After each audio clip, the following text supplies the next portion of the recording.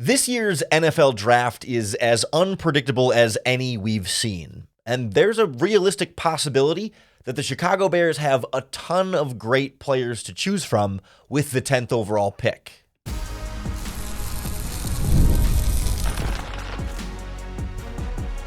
You are Locked On Bears, your daily Chicago Bears podcast.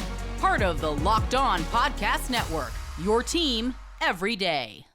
This is Locked On Bears, and I'm your host, Lauren Cox. I'm here to bring you your daily, in-depth Chicago Bears news and analysis.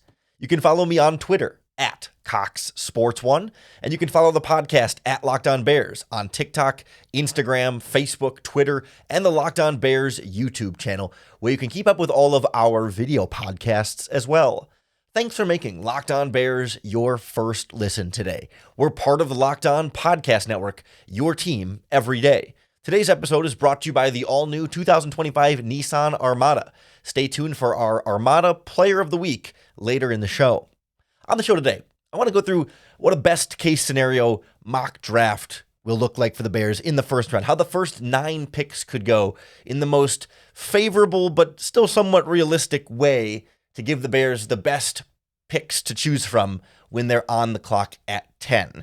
Obviously, it's unlikely that absolutely everything goes perfectly in the Bears' way, and yet at the same time, I wanted to stick with picks that at least feel like they could be realistic, that you could have some logic behind, and you're not just putting bad players coming off the board before the Bears pick just to make things better for you. So we'll look at what that scenario might look like, what it would take for a best-case scenario to play out this way, and then what the Bears would have to choose from and what direction they might go from there. And at the end, I want to wrap up and touch base briefly on Caleb Williams' interview with Esquire Magazine and some of the things he revealed in there. I think it's important for us to touch on. But I want to start with this best case scenario mock draft, because on Friday's podcast, we did the worst case scenario mock draft where all of the players you want come off the board before the Bears pick at 10. Every player that you would prefer the team to pick is gone, and you're left with a bunch of players you just didn't really like. And it was, a good to sort of prepare for what could happen, and what, even in the worst case scenario, you're still going to get a good player with the 10th overall pick. But I wanted to do the opposite today and find the path towards all of the players you love falling to the Bears at 10. Now, I want to keep this still somewhat within the realm of realistic possibility, even if it's a long shot, like still a realistic possibility. So, of course, there's no realistic possibility where Penn State edge rusher Abdul Carter falls to the 10th overall pick. Like, yes, that would be best case scenario or whatever, but it's not realistic. There's no real chance of him falling to 10. Maybe he could fall a few picks and the Bears could trade up for him, but he's not going to fall all the way to 10. Same thing with like Travis Hunter, right? Like those guys are not falling all the way to 10.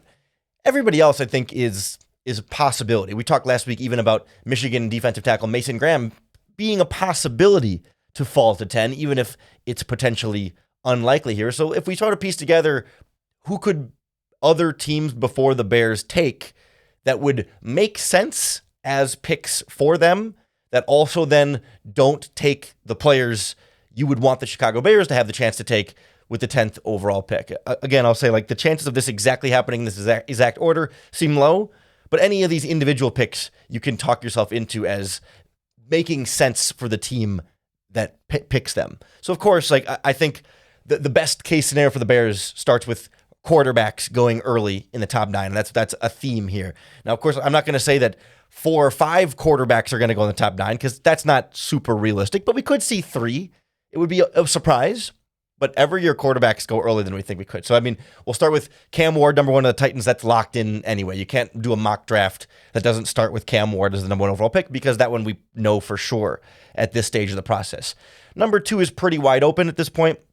No one's super sure if it's going to be Travis Hunter or Abdul Carter or Shedeur Sanders. I think from a Bears perspective, from a best case scenario perspective, you want as many QBs as you can to come off the board before you pick at 10, because you don't want a quarterback. And so for a best case scenario here, I go Cam Ward 1, Shedeur Sanders 2. Like, get those quarterbacks up there early so that the other top prospects fall a little bit, and it makes life easier for you to still get guys that you want. Like, start that trickling down of, like, if quarterbacks start going early, it pushes everybody down. So that pushes, Travis Hunter to the 3rd pick, to the New York Giants in this case. And that pushes then Abdul Carter to the 4th pick for the New England Patriots. And I still think it's hard to do a realistic mock draft here, right, that doesn't have Hunter and Carter somewhere in the top 4 if Shedeur Sanders is also in that top 4. Like, those 4, I think, are the most, realistic and not very movable in this case. Then things get more tricky with the Jacksonville Jaguars at 5. Everyone is penciling in Michigan defensive tackle Mason Graham here. The need is there. The talent is there. It would make a lot of sense. But in order for this to be a best case scenario for the Bears, we would like to see Mason Graham fall to the Bears. We would like to see Ashton Genty fall to the Bears. I mean, all the top guys we might want, we'd like to see them fall to the Bears. And so I think the best player here that fits the Jacksonville Jaguars and wouldn't be completely out of the question as a 5th overall pick in this draft is Michigan cornerback Will Johnson. The Jaguars certainly have a need in their secondary. They've struggled to sort of rebuild that group. They've used a couple draft picks, like mid to late round draft picks in recent years. They got a young group there, but they're going to start a 3rd round pick from last year, Jerry and Jones this year. They got Tyson Campbell. They signed Jordan Lewis in free agency, but nonetheless, Jaguars need to bolster that defense and could use some help in the secondary. And Will Johnson is viewed as the number 1 corner in this draft. Do I think he's going to be a top 5 pick in real life? No.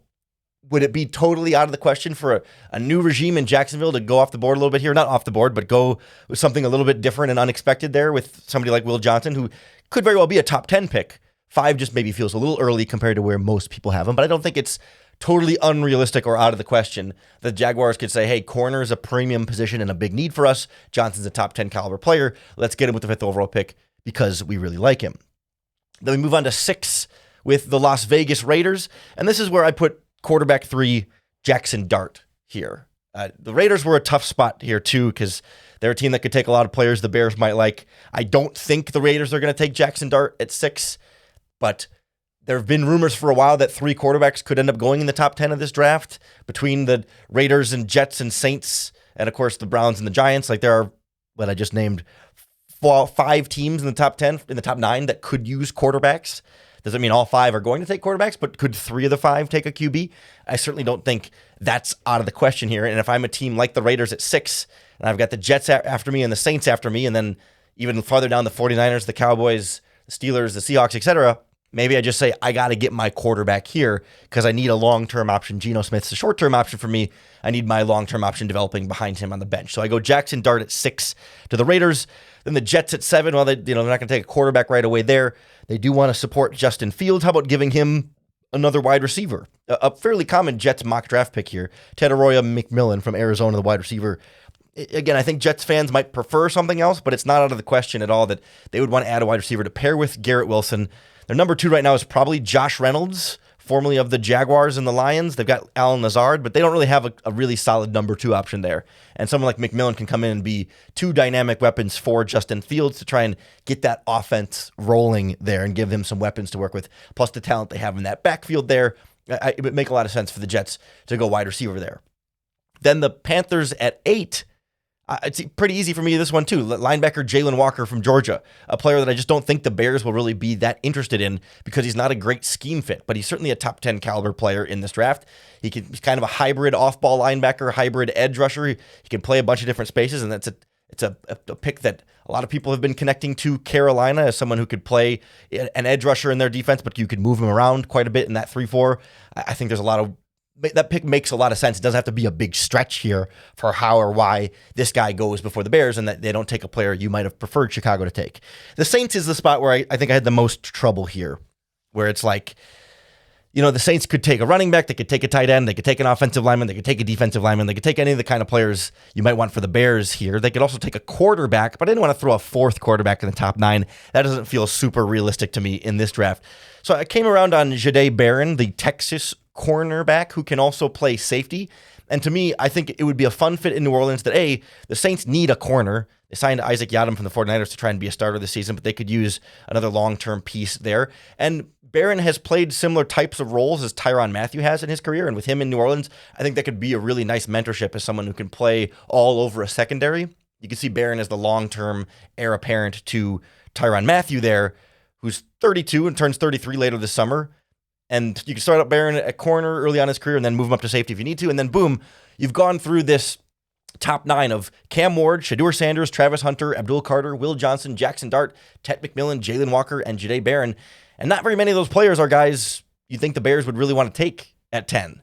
So you're left with pretty much all of your favorite NFL draft choices. We'll look at best players still available at that point and what direction the Bears should go in a best case scenario like this next on Locked On Bears. This episode of Locked On Bears is brought to you by our friends at Amazon Fire TV.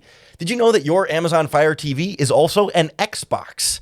Turn any TV into your gaming and entertainment hub with Fire TV Stick 4K devices. No console required. Just grab your paired controller, subscribe or sign into Xbox Game Pass Ultimate with EA Play included, and you're ready to play. You can dive into hundreds of premium titles from EA Sports College Football 25, Madden, Call of Duty Black Ops 6, as easily as you stream your favorite shows. It's gaming made simple, and it's all on your Fire TV. With 4K streaming, you can always watch more than 1.5 million movies and TV episodes from your favorite subscribed services like Netflix, Prime Video, Disney Plus, Max, and more, but you add in the gaming aspect, and it makes it that much of a better deal. It's super portable as well, so you don't have to bring a console if you want to take it with you on the road. Your 4K Fire TV Stick makes it super easy to plug and play wherever you are. So head to Amazon.com/Fire TV Locked On to get started. Xbox Game Pass Ultimate subscription and compatible controller required. Available on select devices including Fire TV Stick 4K, Fire TV Stick 4K Max, and Fire TV Cube. So if this mock draft plays out where some cornerbacks come off the board, some defensive players, a linebacker you're not really that interested in, a wide receiver you're not really that interested in, and of course, some extra quarterbacks, QBs, come off the board, all of a sudden, not only do you have your choice of the top defensive lineman in this draft, the top offensive lineman in this draft, but also the top running back in this draft, the top tight end in this draft, and you're sitting at 10 feeling like, wow, like the whole draft is my oyster here. You can have whatever you want. Like T.I. says, you can have whatever you want in a mock draft scenario like this that all plays out absolutely perfectly for the Bears. Again, not likely to all happen, but you can see how any of these picks could lead one or more of the players you like to still somehow fall to 10. But you've got Mason Graham from Michigan still on the board. Will Campbell, the offensive lineman from LSU, still on the board. Armand Membu from Missouri, still on the board. Ashton Jeanty, Tyler Warren, and then still all the other defensive line pass rushers like Michael Williams from Georgia, Shamar Stewart from Texas A&M, Mike Green from Marshall, James Pierce from Tennessee. Like, wow, you could go in a ton of different directions. And of course, I do feel like in a mock draft like this, once you see guys like Mason Graham or Will Campbell starting to fall here, perhaps other teams would be interested in trading up to get one of those players that's falling. Whether that's the Jets or the Panthers or the Saints trading down from there because these guys are falling. Like, to me, that would probably be a more realistic outcome is once really good players start falling, other teams start moving up for them. But if we're bearing with us here on a best case scenario here, you're sitting really pretty. And it's almost an equally hard decision to the worst case scenario mock draft we did on Friday, right? Where in the worst case scenario, you're sitting there and you're like, man, I don't really like any of these players. Like, none of those players felt like they were worth the 10th overall pick, but you got to stay there and take somebody. So, all right, fine, we'll take the pass rusher or whatever you decide. This is the opposite problem, but a similar difficulty where it's like, yeah, I'd love Mason Graham from Michigan here. I'd love Will Campbell here. I'd love Armand Membu here. Ashton Jeanty would be good value here. Tyler Warren from Penn State. Like, you could be happy with any of those 5 picks. Bears fans would be split. If you had to poll out of these 5, who would you take? I don't think you're getting a super strong consensus majority around any one of them individually. I get this general sense that Bears fans aren't as keen on someone like Armand Membu from Missouri as I might be. And I think Bears fans are a little bit more keen on Tyler Warren from Penn State than I might be. There's always room for disagreements and wiggle room here. But I do think it's tricky because you say, okay, do you take the top defensive lineman Mason Graham because he's probably the highest graded, quote unquote, best player available on the board here? But then are you going to wait to address offensive line in the 2nd and 3rd round then?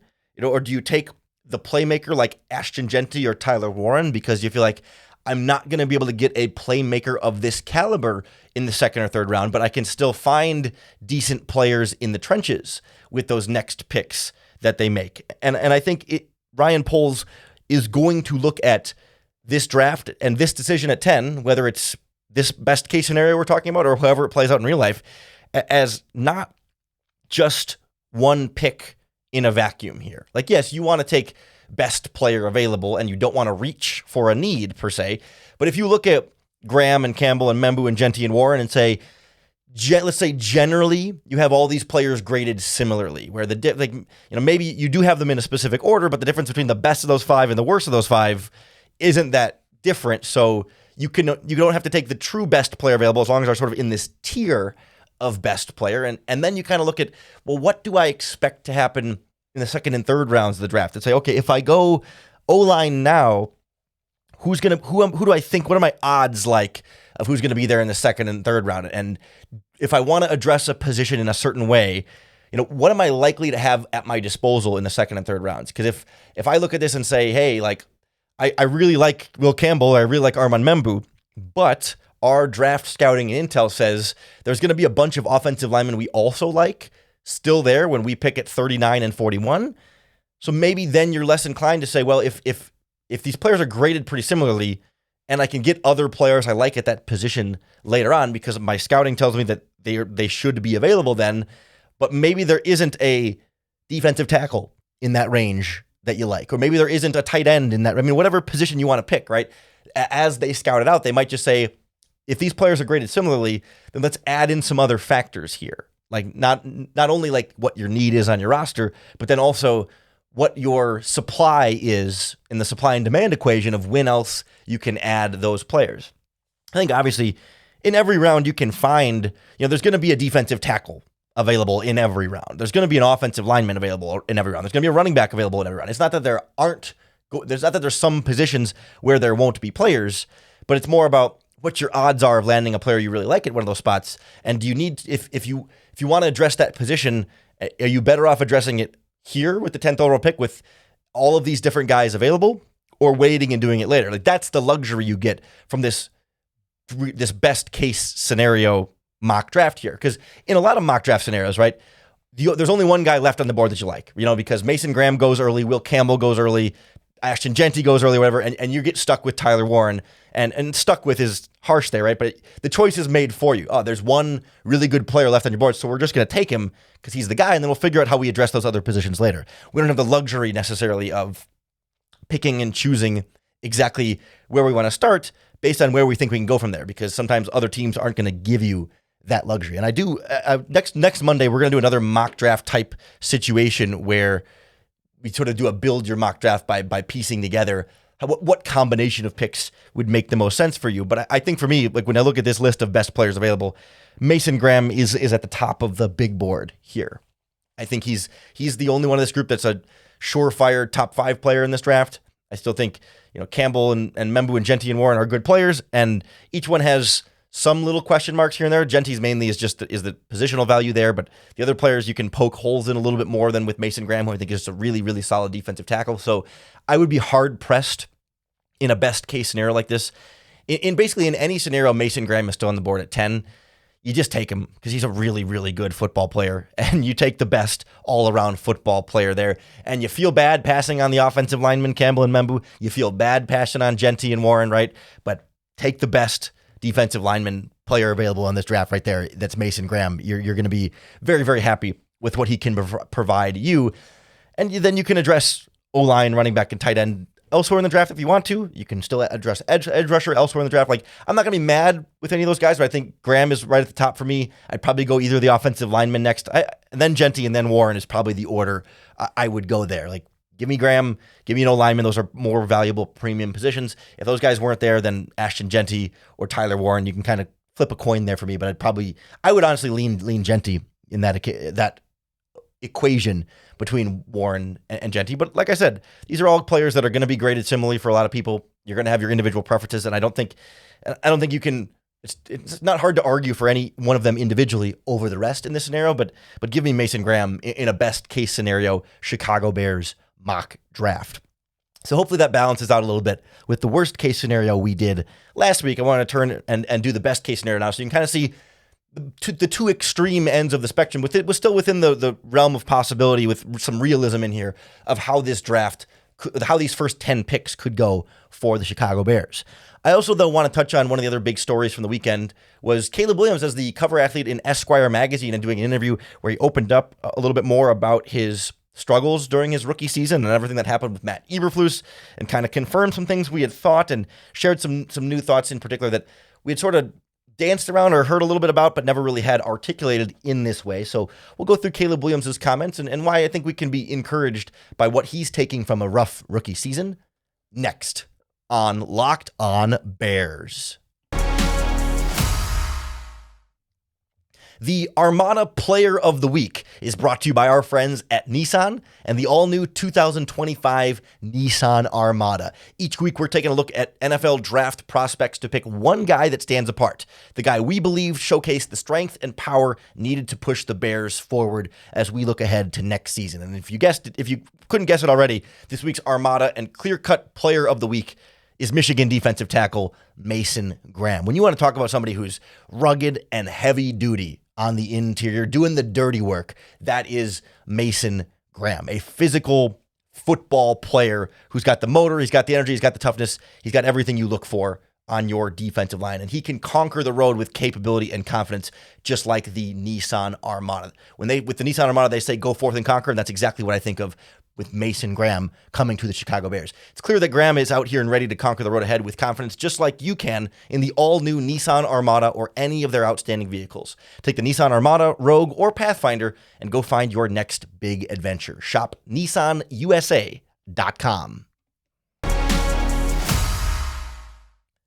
So Caleb Williams has done a little bit of media. He did a press conference at the start of the organized, or sort of the voluntary workouts and lifting sessions with the team.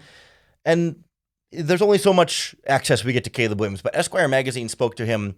It just published, I think, late last week or over the weekend, but apparently the interview had taken place in like January or February as part of a series that they were working on. And Caleb was asked and opened up a little bit about, some of the struggles of the rookie season. He admitted how hard it was for him to lose as much as they did and to go on that losing streak. It's something that over the course of his career, he's just never had happen.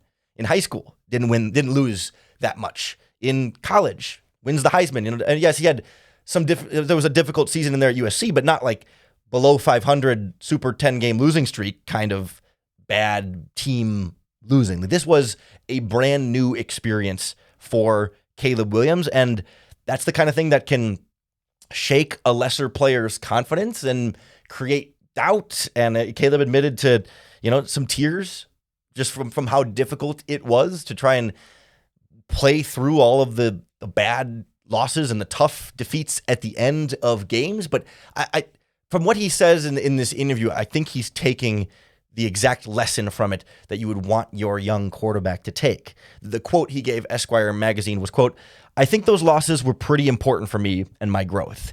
To go on a losing streak, to be in this position and be at the helm of it was definitely important for me. Just being able to see how I need to be when times are bad. I'm going to work my tail off to never be in that situation again." And that's exactly the lesson you want your young quarterback to take there, right? Yes, it sucked, and you didn't want to be a part of it. You'd never been a part of it before, but all you can do is learn from it and try and prevent it. And it seems to be something that, instead of being discouraging, was something that has been now motivating. And I can imagine that's a tricky navigation when you're in the middle of it. It can be hard to manage those emotions, especially when you're going into the locker room after every game and you're still getting the same message from Matt Eberflus as the losing streak is going on. And then, he gets fired. So now your coach is fired, and how you're trying to figure out all of that and hold the team together and learn what you need to be as a leader, as a rookie in a locker room full of veterans that are frustrated, and they're turning to you saying, "What do you know, rookie?" Like that can be tricky too.